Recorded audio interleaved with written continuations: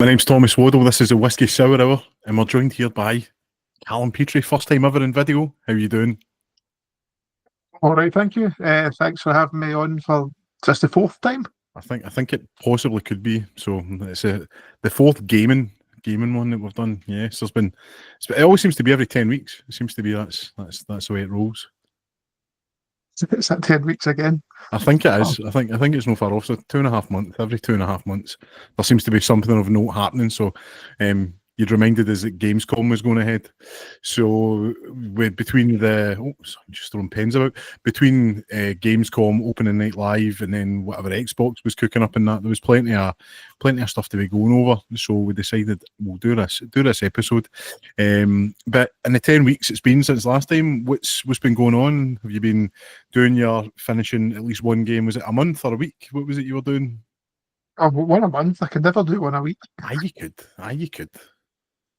Yeah, I'm still doing one a month.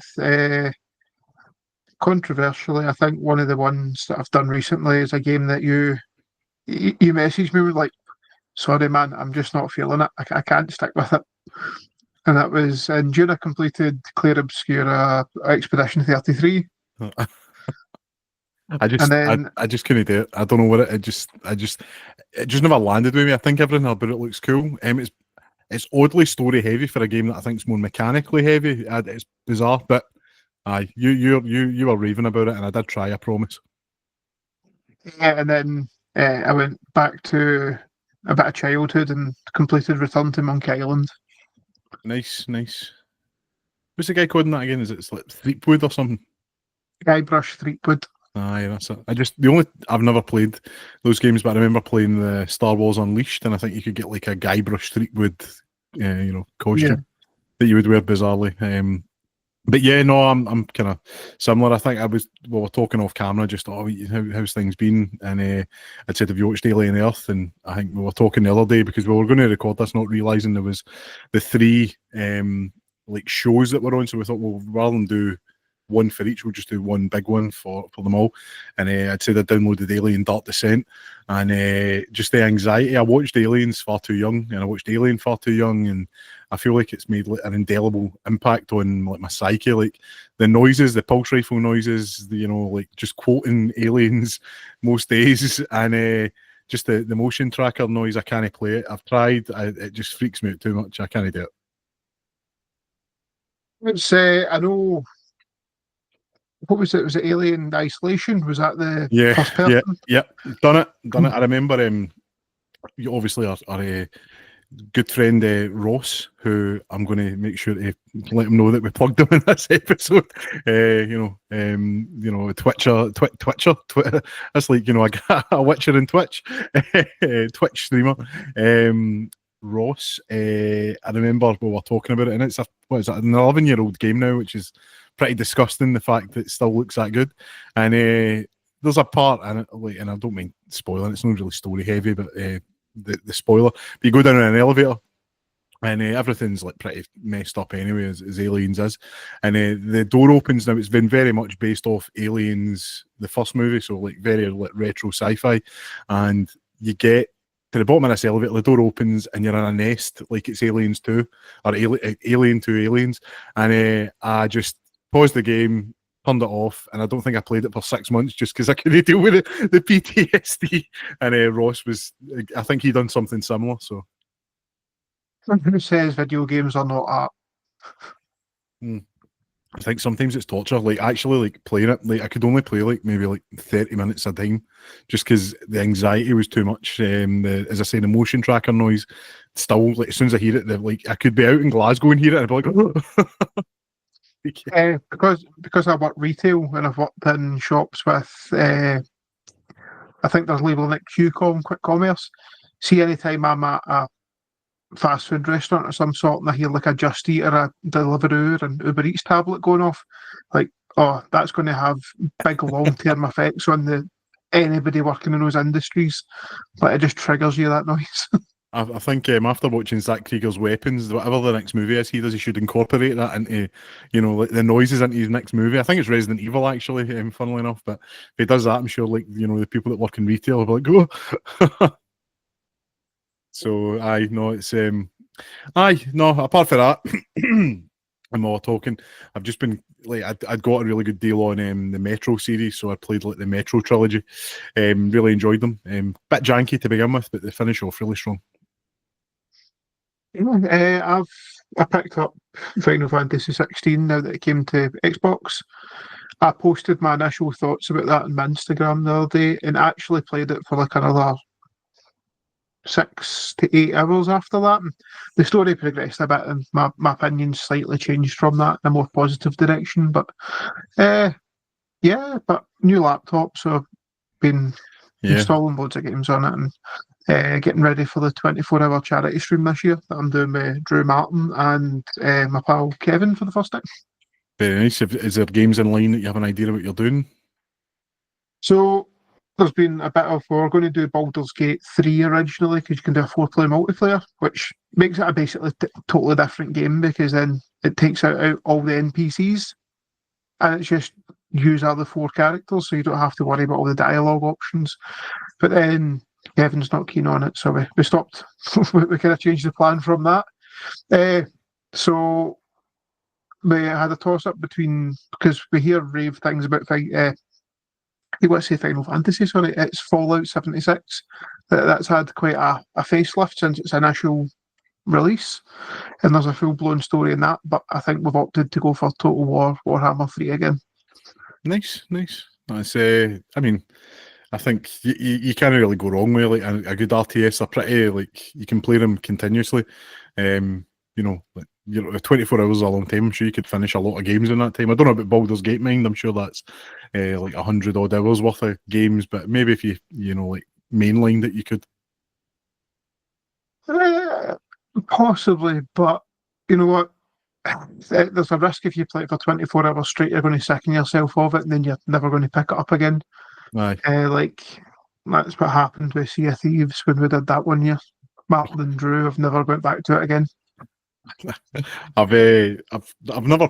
I tell a lie. I think I did. I played it maybe for 15 minutes myself, and I was like, I know it's a game you're supposed to play online, but this was like must have been when it first came out, and I was just like, nah, this is not the game that I thought it was going to be. So I went back to Black Flag. So,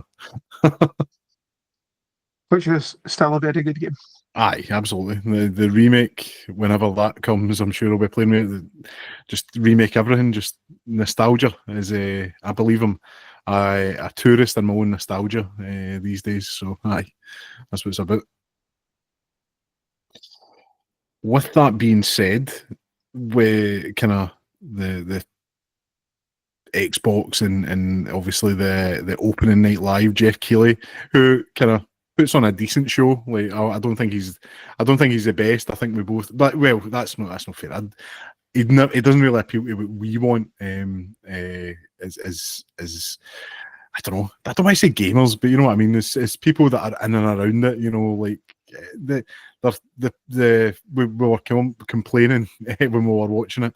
The presenting was a bit naff. Let's be honest. And ropey. Aye, ropey. And I just think like we it was actually announced. There was actually some really good bits in there. I found. I think it's just the show in general. You know, like I just want.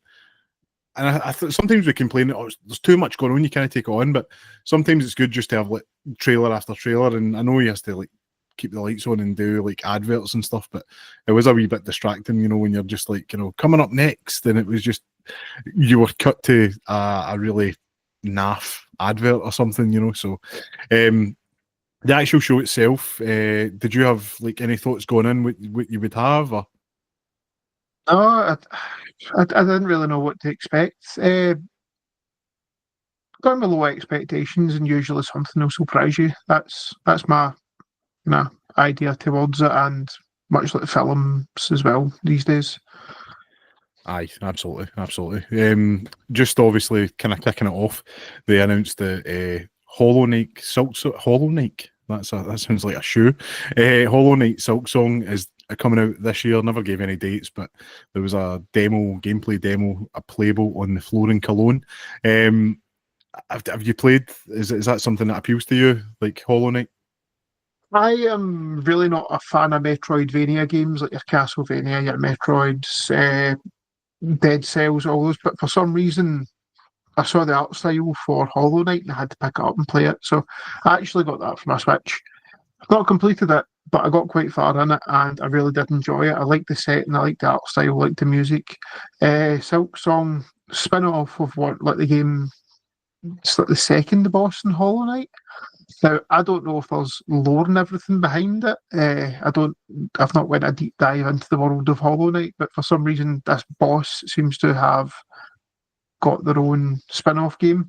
But it's been about 5 years since its initial announcement till now, and everybody thought that the game was actually abandoned because there's been no word from it.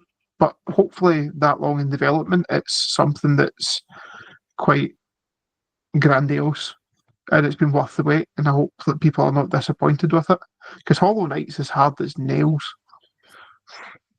I'm not a big fan of. I don't mind Metroidvania games, but it has to be like a certain one. Like, the name escapes me. But remember it was almost like kind of like Jason Bourne kind of one that came out on. It was like Summer Arcade back in like 2008. Was it? Ah, man, it was kind of like Jason Bourne, and he ended up in like an alien kind of like tech suit, and you were like running about and busting through walls. And I can't remember what it was called. I can see the name in front of me. I can't pronounce it. It's just no there. Can you remember? No. Oh, I was just about to say you're dying. I'm standing here like, you're a dying coughing. But yeah, no, like Metroidvania games just are. That they can be really good. Like, I'll be honest, my favorite Metroidvania game, and it kind of it mirrors a game that's announced later on in the show, is I would say Arkham Knight, Arkham City, Arkham Asylum, those kind of games that give you a reason to re-explore areas with new tools, which is the kind of big selling point of Metroidvania games. But Batman just does it the right way, which I think. But those are probably my kind of picks for the kind of best games. But hopefully, like you're saying, Hollow Knight's good for the people that are excited for it. I've never played the original, and I'll be honest, and I say this to you all the time because you're a big fan of Souls games. I respect my time too much to be absolutely battered off one game. Like, I enjoy just sitting down and relaxing. And that's kind of the thing with Aliens. Like, my palms are sweating, and I'm like, actually, I'm not enjoying this. Like, I don't know why I'm doing this to myself. And I put on a cozy simulator, like, you know, like Stardew Valley or Wheel World or something like that, just to try and veg. Shadow Complex. Shadow Complex. That's exactly what it was. I can see it. It's got like kind of reddy black writing in that. Where did you get that? Did you have to Google? Or was it the old dog and bone? Nice one. What did you put in to get that? Xbox Summer of Arcade Metroidvania. Nice. And it came up, yeah. Nice one. Yeah, the more we talk about games though, like the ones that I really like, I'm quite passionate about. You're like, nah, no, for me. No. That's not that at all. That's not that at all. It's just there's just certain ones. I think I don't know what it is about the Souls games, and you know, like I don't know, like I couldn't get into Clair Obscura. I love a good turn-based like action RPG. Like the best ones in my opinion are the South Park games, which is crazy to say, but like the Stick of Truth and the Fractured Butthole, like they've got the best kind of turn-based, and it feels you're involved and invested, and there's a reason why it's happening. Because like that game, Clair Obscura, the story's pretty interesting, the graphics are really good. I just feel like it's like you're going into battle and everybody just stands about like waiting for their move, and then I don't know, it draws me out. There's very few games that I like turn-based. It's no so much the story in that itself. That's how I never get into Final Fantasy, and I know I love Pokemon, but that's different, man. That's the same thing. I think it's the same thing or the same thing. No, it's the same thing. It's the same thing. But aye, it's no, they're good. We then. Sorry. So I was going to say, like, what I was saying though, it's not a bad thing. Like it just means that genuinely, like, as the point of your podcast, it's about conversation. So I start gushing about the games that I like, and you take it on board, and then you retort with you quite like a lot of the sports games and stuff. No, I do, but like at the same time, I mean, I'm saying that while I'm wearing a Cubs jersey, so, but no, I do try, like, the Clear Obscura being in Game Pass was a big thing, because I find it hard to justify dropping, like, what are the prices for games now, between like 40 to 80 pounds. Like, I couldn't tell you the last time I paid full price for a game. Like, I got the Metroid trilogy that I mentioned earlier. It was a tenner for 3 games. Like, I got probably 60 hours over 2 months out of. Mate, I'm saying that's still quite a lot, but like, quite a lot of hours over 2 months. But it was like, you sit down and watch like an episode or two of Dexter, and it's like 2 hours. It's like, well, what's the difference? It's art, like you said. So, and I've never watched Dexter. I'm no poo pooing it. I watched 6 Feet Under and just finished that, heartbroken. So I was. So aye. I've never watched Dexter either, but I saw a video, a reel on Instagram, and it was Dexter, but they take out all the inner monologue, and he just looks like the most awkward person on the planet because he's like staring at somebody for like a minute very intensely, and then just shakes their hand and walks away. That's like have you ever seen it's the Friends, but the laugh tracks put out and it's like horror music and it makes Ross Geller look like a psychopath. Like some of the stuff. No, I think that with the laugh track on anyway. I'm saying that like one of the kind of major things for anybody that knows is I've never really watched Friends. I've had like 2 or 3 episodes that I've watched. The rest has all been like, it's been on in the background, and I don't know anything about it. I'm always like, oh, what season's this? And it's like season 9. I'm like, right, I don't know. And the 3 episodes I watched on my own, well, there was one, it was like the UFC was in it, and then the final 2 episodes were on, and I think Lost started just after that. Like, it was like it finished and then Lost came on, and I was quite excited for that, and I watched it, and that was it. That was my Friends viewing. Nobody in my family watched it, so that was it. So it's just one of these things, like whatever channel has it, they just don't bother showing anything else because they must pay an absolute fortune and they want their money's worth out the rights for viewing it. So my wife's usually got like Comedy Central on the background, and when I come home, it's on. So I'll find something to do in another room. I know. It's like one of the ones to show like new trailers, like Friends Summer, as if like it's not been in the air for like 21 years. It's crazy. But yeah, no, obviously, but spoke about Silk Song there. We then led into COD, and I think at the time when we were watching it, when it originally got announced, the trailer had us quite interested. We're like, what is this? And it came out Call of Duty, and I think our reaction was, fuck off. So, I'm basically the same. I love a good first-person shooter. Obviously, I've played Metroid there. Metro there. And you've got the likes of Battlefield 6 having its beta at the moment, and it seems to be getting kind of lauded with praise. And then COD comes out, and it's like some sort of sci-fi mind-bending shooter, which could be cool. I just think when it's wrapped in the Call of Duty, you know what you're going to get. Like shooter-wise, I'm not too excited. What's your thoughts on that? Do you know what? If it's in Game Pass, I gave the latest Call of Duty a try just purely because it was on Game Pass. I played a couple of games online with a pal who buys it religiously. I uninstalled it after like 3 days. It's not for me, but I'll try the new one. It's the fact that they're not just following the same formula. It's not just Vietnam War. It's not just World War II. Like they're pushing it back into. But how long before they bring wall running back? I think wall running's in this one. I'm pretty sure we saw that in the trailer. It was like it was like running along a billboard or something. It looked like, at first I thought, is this Titanfall, for a split second, and I knew somewhere my heart soared. Then sure, so did yours, I'm sure. Those are the days. But yeah, no, Call of Duty's coming out. Battlefield to me though is going to take it at the moment. I did notice in the trailer, but and as I say, I don't follow the Call of Duty stories. I see Michael Rooker's back in it. Obviously Zandu from Guardians of the Galaxy and other films, but he's back in it. So I'm assuming there must be like some, maybe no time travel, but there must be some sort of mind bending elements bringing back characters from these stories. Because I think the Black Ops one's the crazy one with like Kennedy and stuff in it, and the Bay of Pigs. So I'm sure you can do some crazy stuff with that. So when we were watching that live at the time, that was when I was having issues with my headset. So Right. basically, I missed the whole trailer, but I did hear through the speakers it was saying that is it not based somewhere like after Black Ops 2? Right. So I think it is tied in with one of the previous Black Ops directly. Well, listen, that's probably good because, as I say, I hear a lot of people talking about Black Ops being the best sub-series after, Modern Warfare being the kind of big one for a while there. But I think the recent updated third one was a bit of a bomb, or not a bomb, but just I think it kind of underwhelmed a lot of people. So, hopefully it's good, but we're going to be eating well, especially with, as I say, Call of Duty. It'll probably be in Game Pass, and then Battlefield 6, which, if you wait, it gets added to EA Play, and if you've got Game Pass Ultimate, it's already on there. I love a good Battlefield story. Battlefield 1 and Battlefield 3 are incredible. I like Battlefield 5 as well, which is World War 2.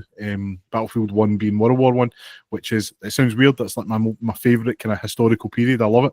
So to be able to do that and play that was amazing. So hopefully, yeah, they're good. Is Battlefield something you've ever kind of dabbled with? Bad Company, I would imagine. No. I think my first kind of experience was Battlefield 1, and I did play some of the multiplayer, did some of the missions as well, but the multiplayer just went a medic, run about, stabbing people. They were, especially one, it just kind of highlighted, it was, I think, like we've played like World War II shooters and stuff, and it's like they're almost like, comically heroic, and I don't know, just a wee bit naff. And I found, especially Battlefield 1 and Battlefield 5, to be very like, they enlisted a lot of emotion from me, especially 1. And I would stack that up against some of the best games. Although I'm sure you're a wee bit peeved because it was the game that murdered Titanfall 2, which was released a month earlier. What were they thinking, man? Crazy. It was absolute. How much swearing do you allow in this? We can break the rules for you. Nah, that's all right. No, I think it was absolutely atrocious. The fact that I would still put Titanfall 2 as the best shooter of that generation. It had an outstanding campaign. Online was fun as hell. Not just saying that because I was actually good at it. That auto pistol was something else, man. But the game just felt nice and refreshing. But the fact that people will naysay it, but they'll praise Call of Duty, but it was the team that broke off. Like they made Call of Duty up till the original Modern Warfare 2, then they left and started Respawn. So you can't turn around and say that, oh, they're just copying Call of Duty. These were the guys that made Call of Duty originally.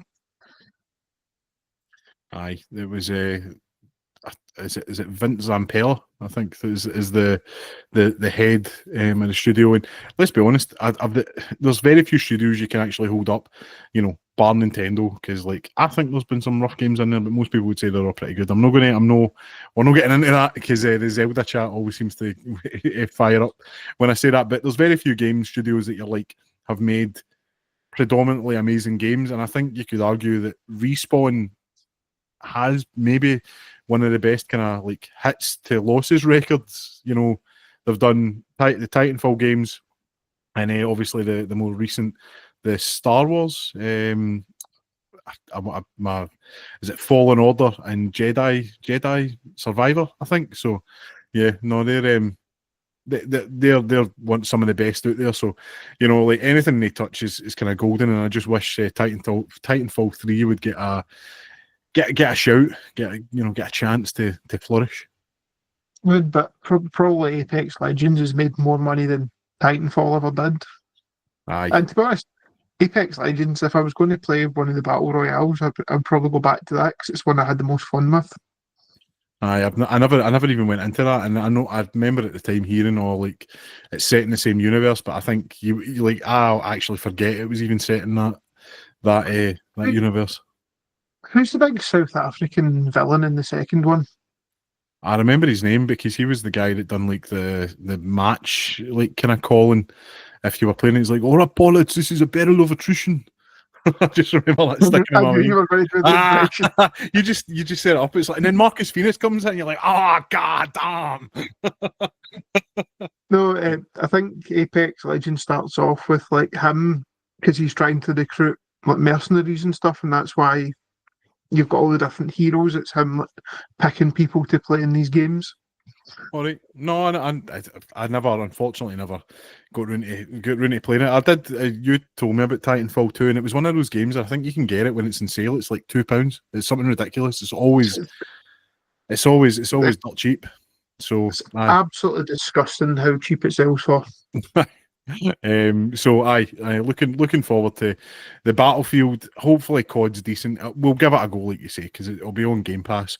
After that, I actually thought, is this a Lord of the Rings The Witch King game? But it wasn't. It was Lords of the Fallen. Souls game. It is what it is. Like, did you play the original one? Because that was an odd one. It came out in like 2014. Then get another remake that seemed to actually be quite popular, and then it's now getting a sequel to the remake. Didn't play the original. I think I played maybe like an hour of the remake when it went on Game Pass. Right. I had a weird kind of dual plane thing. I don't know what to say. But it reminded me a little bit of Soul Reaver, where you had like the world of the living and the world of the dead. Oh, right, okay. So you could like shift between like times and that. Or did you do that manually, or was that just like it would happen if you died or something? Maybe if you died, but there was a lantern. I think like if you held up a lantern, it would like shine a light and you could see through into the other realm. I might be making all this up. Like, It sounds pretty interesting. But yeah, no. So Lords of the Fallen, it is what it is. Then there was an advert, I believe, for Sekiro. Is that how you say it? The Shadows Die Twice anime. Sekiro. Sekiro. Sometimes I feel if I over enunciate it, it just sounds a bit racist. So I just watch what I'm saying there. So Sekiro. I've not.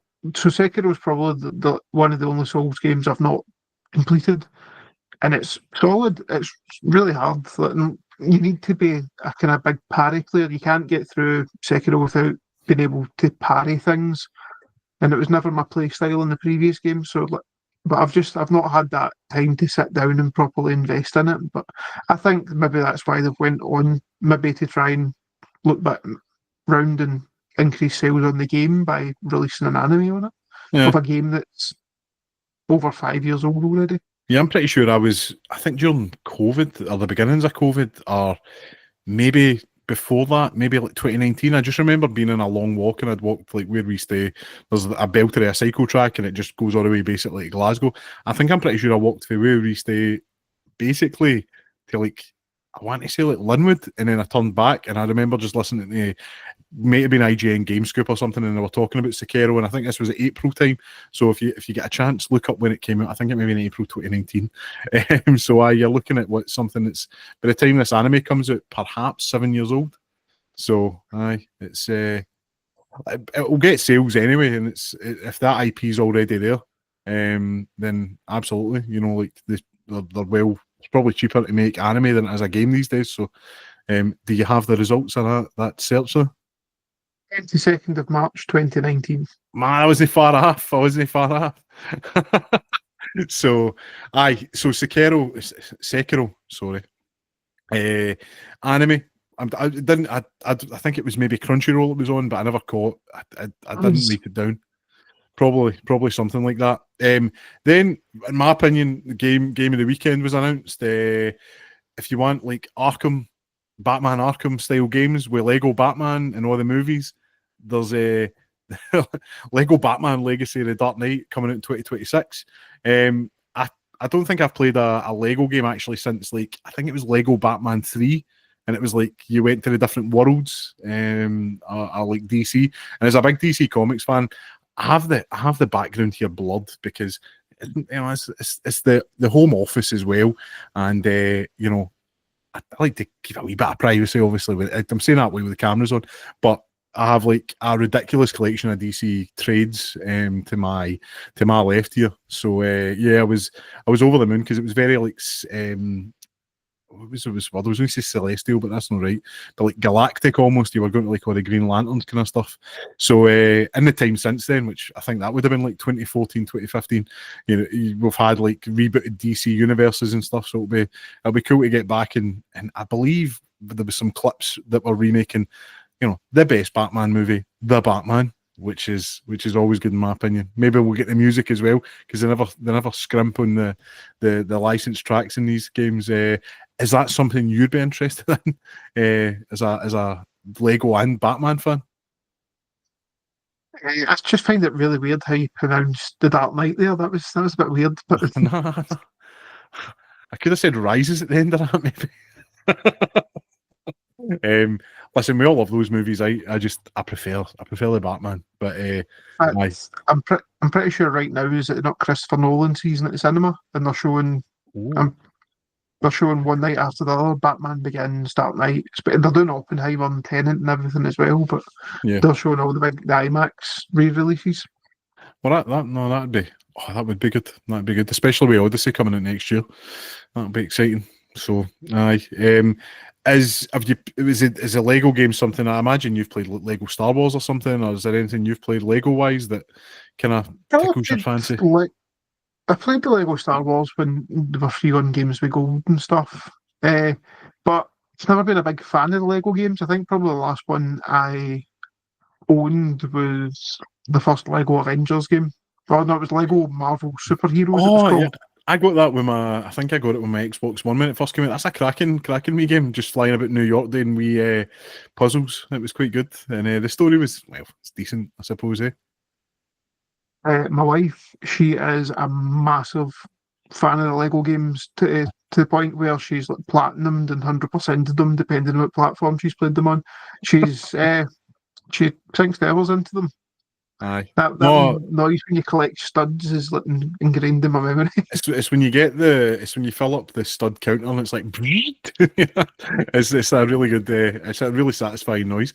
But yeah, that comes out in 2026. Hopefully, as I say, I imagine it'll be good. It's got it's actually got a difficulty setting in it, which is unheard of in the Lego games. Usually they're quite easy. I always find them they can be quite obtuse with some of the, you need to break every individual plant piece and then they start jumping about so you can build something. So I'm looking forward to that. As I say, that to me was the game that shone the brightest out of these kind of shows here. We then went on to Dawn of War. Oh, well, before we went on to Dawn of War, and I wrote this down because I do take, obviously, notes when we're watching these together. It was Matt Berry's voice in Bane, which is pretty cool. So I am looking forward to that and having some of your, speaking of strange pronunciations of the Dark Knight, I'm sure Matt Berry will be doing that as well. You know, the most devious bastard in all of Gotham City. But yeah. So the Lego Batman 2026, Dawn of War 4, which is the sequel to the one you'll be playing during your charity stream. Is that what you said? No? No. So Dawn of War's at RTS. I'll be playing Total War, which is the strategy, the kind of. Oh, is that the So Sega? Is that the Sega one? It's yeah, classical battles, right? So that's yeah. the one they used in Time Commander, I think, wasn't it? If you remember that, that's a throwback. Um, yeah, you've lost me with that reference. You don't remember Time Commander in BBC? It was like an RTS game show. I do not know. Mate, that was good. No, it was basically you had you were given like a battle, so it'd be like the battle of, I don't know, like Stirling Bridge, and you would have to win it, or don't say this, but maybe play the English and try and beat us. You know what I mean? That's not going to happen, man. But yeah, no, it was like that. It was in BBC. It was good, and I've always remembered, oh, that'd be an amazing game. And I think it was my mate at the time. He'd said that it was like the Total War, and I think, but it's the people that make the Total War games that do the Total War Hammer. Is that right? Is that the whole point? Like in the kind of So Total War's the brand. I just don't understand why they didn't call it Total Warhammer. It's Total War Warhammer. Aye, 1, 2, 3. right. See, Um, I've even made the mistake of saying that there. Then, so yeah. so Dawn of War's more like your old Command and Conquer style games. Right, okay. I mean, I like them. Halo Wars was always a favourite. But yeah, so new RTS. It's not one that I've played, to be honest. But there's 4 playable factions, which is always exciting. Off the back of that, we then have an update for Monster Hunter Wilds. It is what it is. I think when we were listening to the stream, it was very much like kind of wringing a cloth out. Like what was the one before? It was Monster Hunter World, I think it was.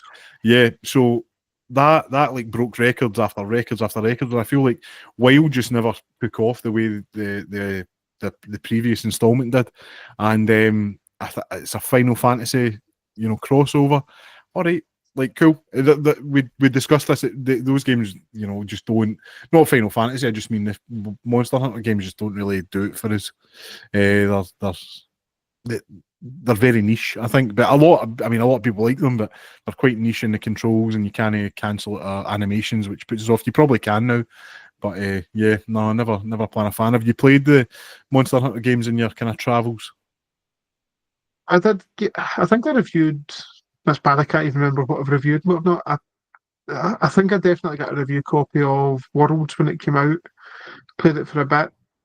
I tried to do the matchmaking. The matchmaking was utterly horrible in it.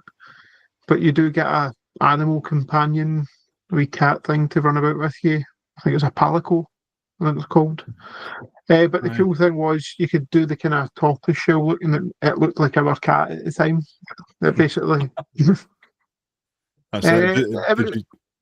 No, fire. I was just going to say, did your cat cook you dinner? I've seen some of the cooking scenes, yeah, and they look pretty great, to be fair. Like the actual going about the game, like going back into missions and then like farming the same bosses over and over to get armor sets and stuff. It was interesting. It was enjoyable for a while, and then you move on to the next area, and you're like, oh, it's the same thing all over again. but it's snow this time, not jungle. I played it. I was similar to you. I played it a wee bit, and I just couldn't get into it. But again, I get similar to yourself. I get why people like that. That gameplay kind of rotation, that every kind of half an hour, like going back out and doing it or whatever it might be. But yeah, I just found it kind of difficult to get into, to be honest. So, were you gonna speak to? Well, I was going to say, like, probably linking back to what you were saying about Claire Obscura, where you were surprised how story heavy it was when the game had like mechanics. I had the opposite when I played Monster Hunter, where I was surprised at how like paper thin the story was and how much it relied on the gameplay mechanics to get you through. That's maybe where it fell flat for me a bit.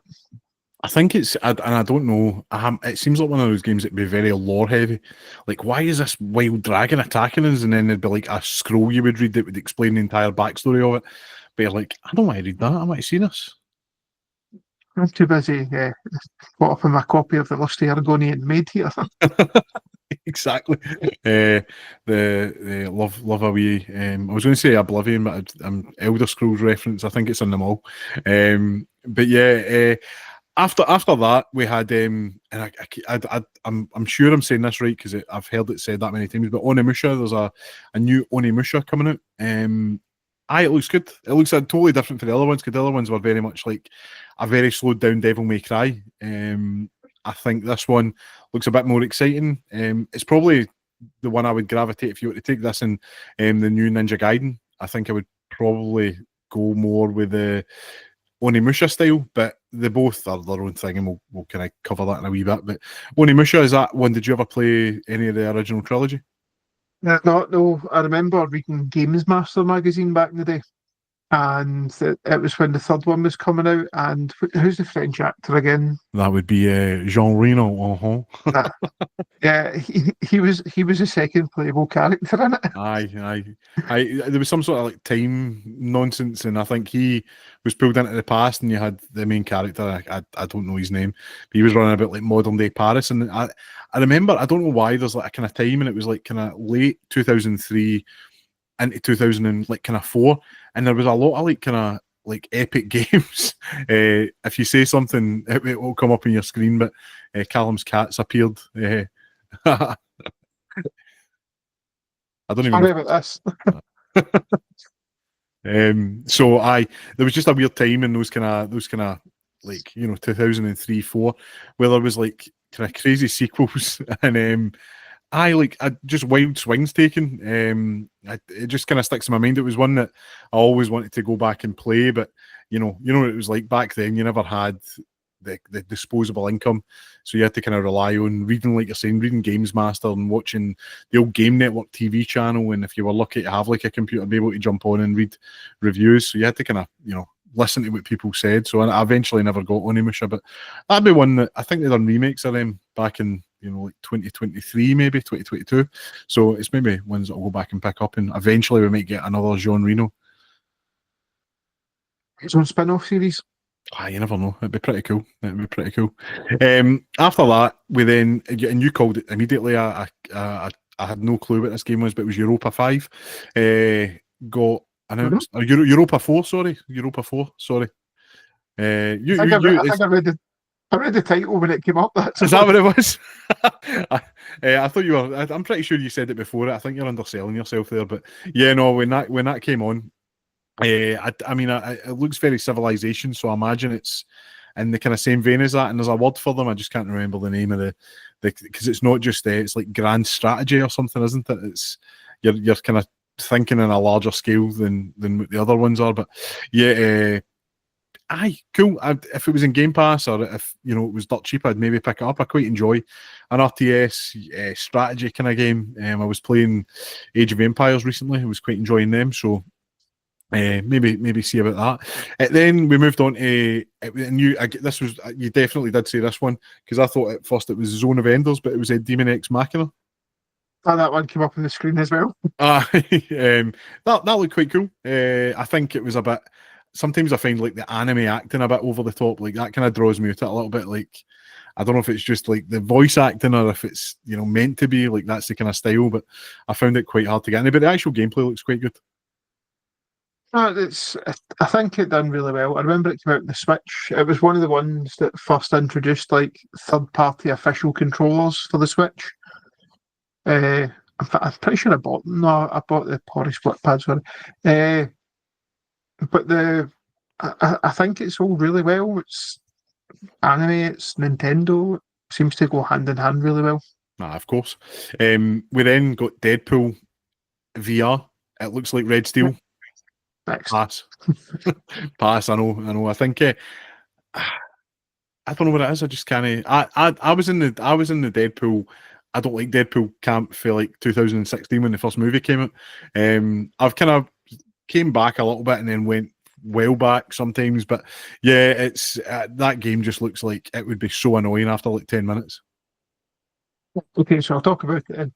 The cool thing about Deadpool is if you ever played like the old game in the Xbox 360 and it can basically break dance and fight at the same time, and he just does all these things that you cannot do. But then if you're playing a VR game, you are actually doing it, so you're limited to what you can physically do or whatever you're going to smash in the real world while you're playing this game as you're running about. It's I think it was weird. I think they were going like Mojo's in this game, like all right, like who cares? Like, what a random character to be like, yes, Mojo. But it's coming out. It's not Batman. Don't tell me about it. It's not whoa! It's not Bane. no. Listen, I'm Green Lantern through and through, man. If it's no Sinestro, I'm no caring. But yeah, no, look, I'm sure. Like to be fair, it's nice just to see VR getting supported because it seems to have died a death recently. So hopefully that comes to something. It kind of finished on a kind of strong point, and we were quite. I don't know. I think when we watched it, we were quite impressed with the Fallout trailer. I think Fallout looks really good. Fallout Season 2. Yeah, I think the first one kind of surprised people with how well it was received, and I didn't hate it. I really enjoyed it. I'm probably going to watch it again before the second series comes out. But no, I think the cast was really strong, and did it need to come out? Probably just because it's based on a video game is why they had it there. But no, it was enjoyable. Looking forward to it. One of the highlights of the night, probably. Yeah. No, it was looking forward to it, and it's Christmas, so there'll be plenty of stuff to watch between that and Stranger Things finishing. It's going to be quite a busy time in the household to try to balance them. It's maybe a good one to bank up a couple of episodes and then binge it and go weekly after that. So Aye, no, looking forward to it. I was saying to you, actually, like, I think we've mentioned in the past before, we like to kind of get a game, or I like to get a game and play it over the festive period. I finish up for 2 weeks at Christmas, so I quite enjoy doing that. And I'm thinking before that, I might actually just start Fallout New Vegas. Never played it before, and because that's where the setting of Fallout is, if you remember, no spoilers, but the end of Fallout 1 very much hints they're going to Las Vegas. So yeah, and it's confirmed if you've seen the trailer. So yeah, that's aye, that's I think that's what I'll be doing. You know, it's not the weather for it now. I know it's set in a desert, but there's something about Fallout in autumn for me. I quite enjoy it, so I'll wait till the trees start like getting rid of their leaves and that. So I did play New Vegas. I played it when it came out, and it was riddled with bugs. But that's because Obsidian made the game roughly in about 6 months. I don't get it's got like one of it's like pretty much the highest rated game between, and with Fallout players, you know, it's even more liked than 3. I think everybody seems to talk about New Vegas. Even with Matthew Perry's performance in it. Of course, speaking of friends, yeah, of course. Mm-hmm. Was it the house always wins or the game's always rigged? There's like a line that he says. I'm pretty sure he says both of them. Oh, does he? It's sort of cliches, isn't it? Like, you're going to put your chips all in. But he was he was the antagonist at the beginning. It feels a bit disjointed a little bit, but there's such a rush development time, and then how well it's regarded now compared to. Well, you hear more people talk about New Vegas than they do Fallout 4 just now. Nah, definitely. I mean, Fallout 4. I think Fallout 4 is great, but it was like a refined version of what 3 in New Vegas was. Whereas Fallout 3, especially coming from the other games which were isometric, it just feels like a totally different gaming experience. And Fallout 4, as great as it is, it doesn't have that initial like surprise of, oh, this is what I'm playing here. Like, you go in expecting quite a lot. So looking forward to capping off that trilogy of 3D games with New Vegas in line for the new season starting. As a whole, what were your takeaways for the show as a whole there then? Like, was there anything that jumped out at you? Or, I'll be honest, I thought it was quite bog standard with a couple of good games, but nothing that, like, blew my socks off. What did you think?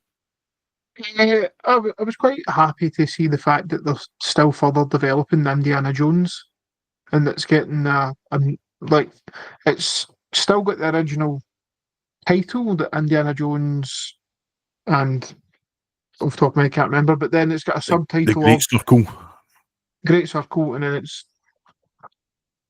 I have it on my phone here. All my notes were on my phone. Order of the Giants. So it's Indiana Jones and the Great Circle, the Order of the Giants.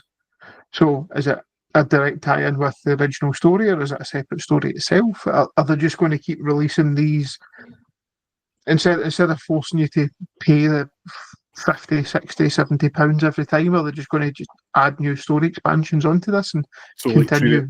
Like a platform, almost an Indiana Jones platform that you just expand, yeah. I've yet to play the original. You said you played it for a bit. It looked beautiful when you never get back to it. So, aye, there's too much come out in Game Pass recently to keep up with stuff.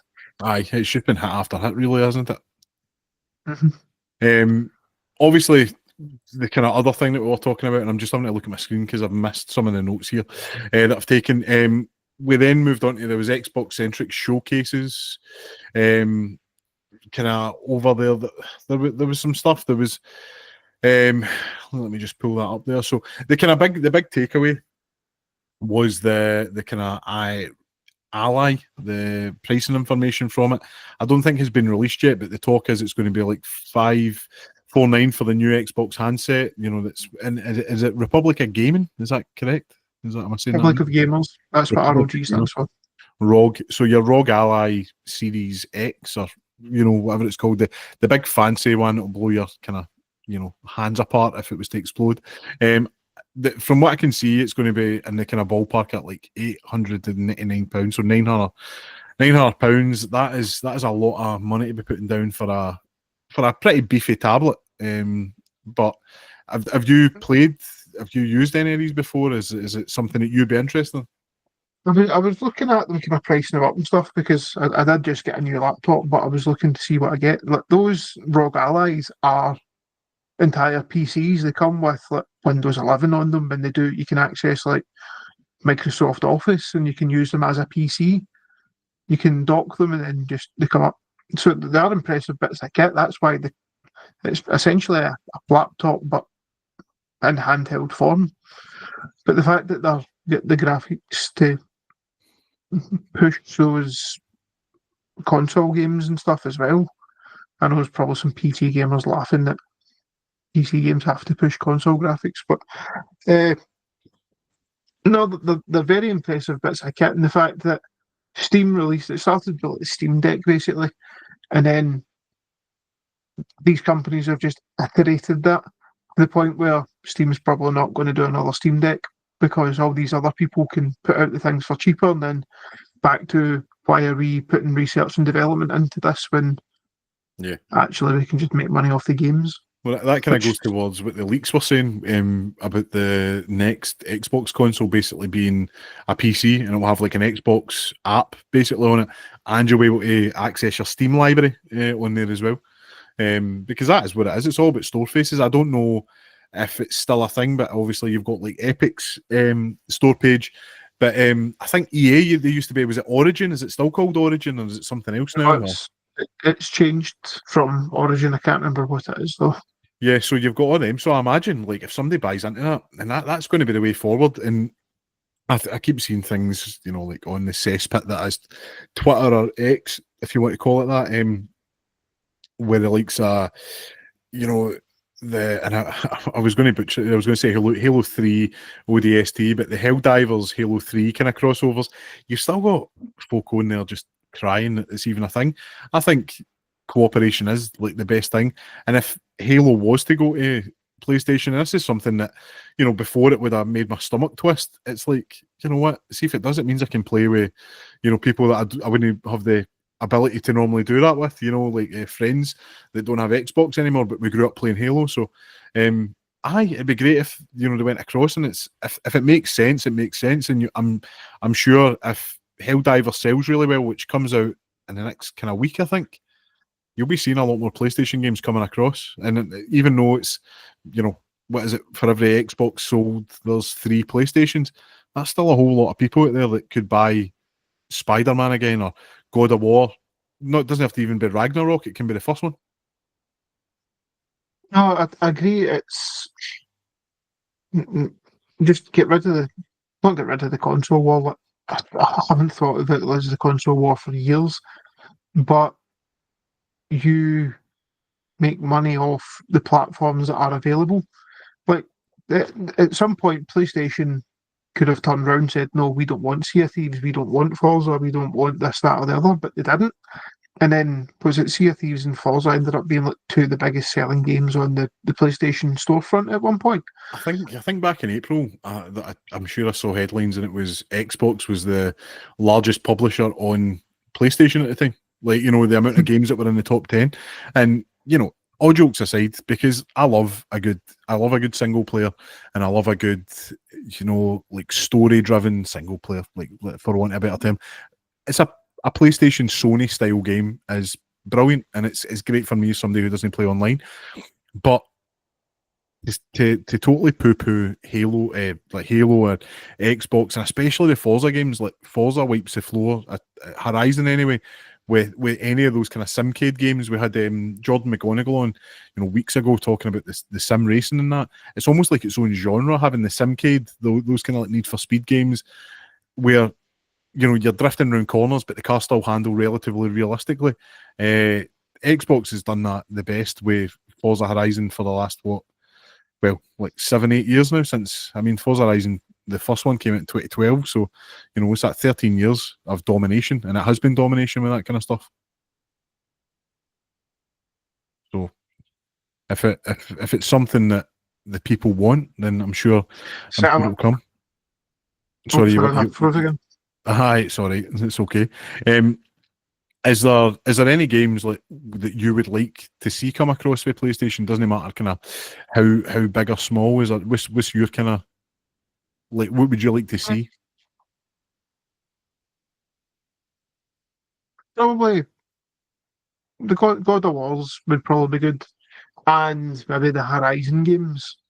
Aye. I've tried Horizon. Because I always struggle to get into it. I've done the first one. I've not played the second one, but I hear the second one's amazing. like Death Stranding ended up coming across.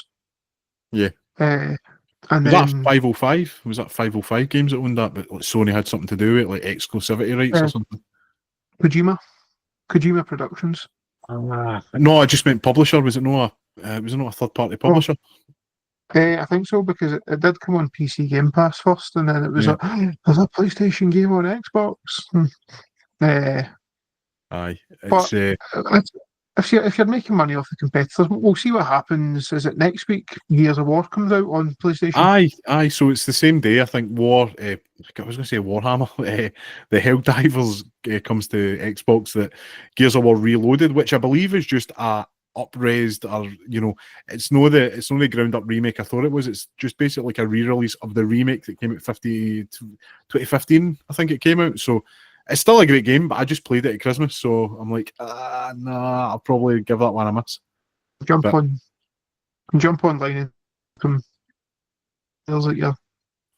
I'm not doing it again. It's been done. It's been done every time we've had an episode. It's came on. Was there any other games? I know obviously we never got to watch the last show, which was today. Has there been anything else that's jumping out at you? I have a few here that kind of tickled my fancy. Is there anything that you have? There is one standout game that caught my attention. Is it Dark Switch? Oh, I don't know. What was that one? It was on the Future Showcase at night 2. I looked at this game and you're a research team in some kind of fantasy land, and you just need to set up a base. And then there's fog crawling in, and you need to find things. It's Frostpunk. It's fantasy Frostpunk, and I think it's the same devs because it's got the same options, but it's like you have to make like the hard decisions to keep the overall colony going. Yeah. That caught you can get that demo off Steam just now. Nice one. I think you're I think we're froze again, maybe there. But yeah, off the back of what you were saying there, the ones that are kind of really jumping out to me was, and I can't believe I'm saying this, 20, it'll be 25 years by the time it's back. You're back in the room, by the way, just in case. I can see you moving now. It was Star Trek Voyager has a game that's coming out, and it's basically like, if you can remember back to when we were talking in a couple of episodes ago, there was a game called Alters where you basically set up a like scientific journey and you have to clone yourself. It looks like very similar to that. So if you're making hard decisions with the Voyager crew, that could be quite exciting. I'm just wanting to check to see if you're still here. Can you hear me, Calum? I am still here. Just connection issues. I don't know what the problem is, but I've just disabled the camera just now. That's okay. Did you see any of there was the 2 Star Trek games that were announced? There was a VR one, Star Trek Infection. It looks like a survival horror game set in the Star Wars universe VR. The graphics are pretty terrible, but that's quite interesting, I think.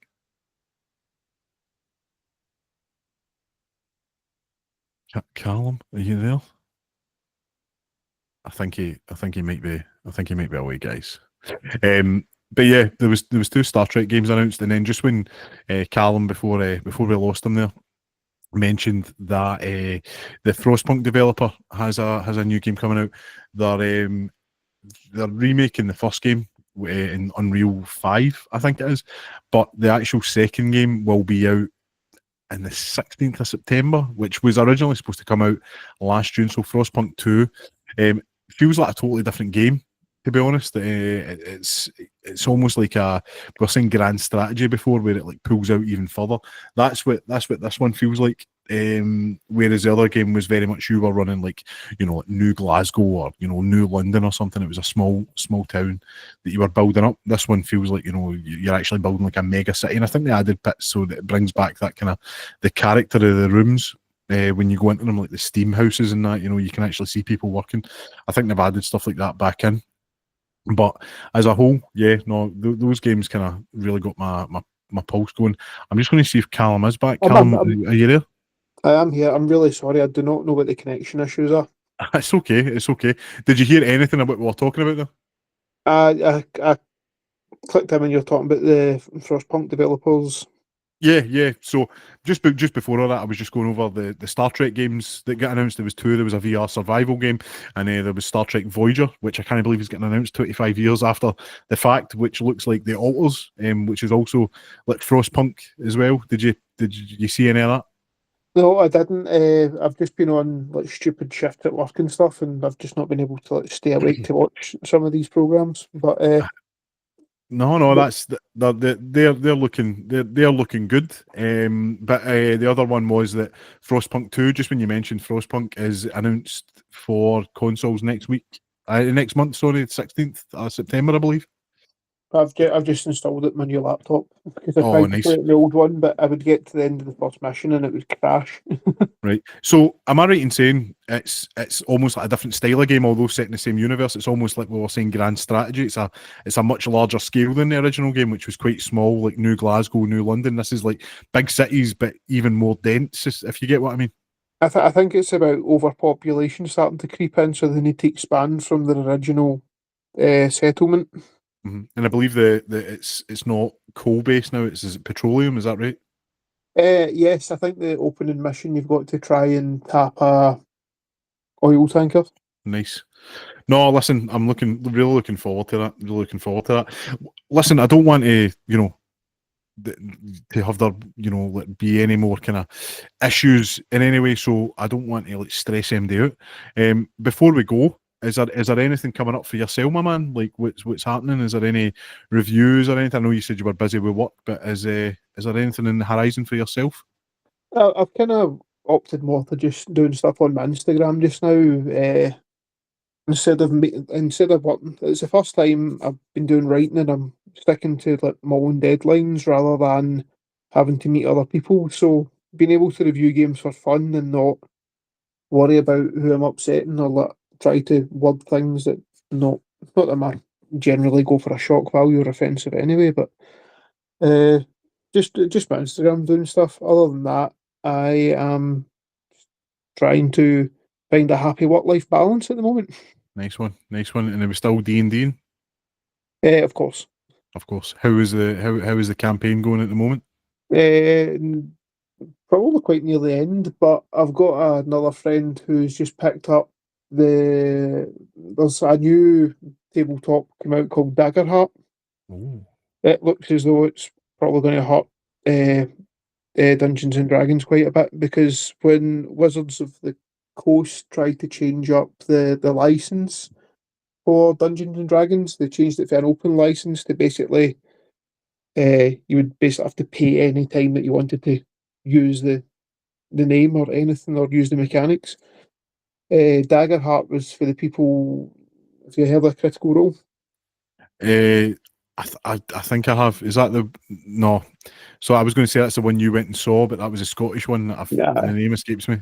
Tartan Tabletop, but That's it. the Critical Role voice actors they popularised it about 10 years ago. They turned their home D&D game into a show on Geek and Sundry, and then became like the biggest thing on the channel. So they branched out and became their own thing, and they've now made their own uh, TTRPG, and they've left it open license. And actually, two of the guys who Wizards of the Coast jumped ship to help them with their new game. So that's probably going to have to be learning that because it looks as though it's going to be the new thing in the tabletop gaming world. No, nice one, nice one. I'm just, I'm trying to get that balance, like you're saying, with work life, which I think is going okay. I'm in the, I've been saying that. I feel like I've been saying this for weeks now, and as somebody who's only ever moved house once, and I was dead lucky to not be in a chain, I've learned that this process actually takes a lot longer than I was thinking. So yeah, no, I'm kind of everything's in pause at the moment until we get to the kind of new house and stuff. So yeah, that's really been it for me. I've just been popping at the podcast and just enjoying it. So no, it's been good fun. But aye man, thank you very much for coming on. we'll try and get an in-person one next time. Make it a bit more personal that way, and then the connection issues will not be a thing. Don't you worry about that. But Callum, always a pleasure, my man. Thank you so much. Thank you so much for having me on, Ian. Not a problem. Not a problem. As you all know, the Whisky Sour Hour can be met and spoken to on Facebook and Instagram, and I was going to do Twitter, but I'm kind of, I'd said earlier it's a bit of a cesspit. Let's not do that. And that's nice and easy. It's at the Whisky Sour Hour. If you want to contact us, it's contact@thewhiskysourohour.com. If you go into YouTube, Spotify, Apple Music, we're all on there. It's free. Just pop us a wee like, pop us a wee follow, pop us a wee subscription. It always helps. And that's been the Whisky Sour Hour. I've been Thomas Waddle. That was Calum Petrie. Cheers.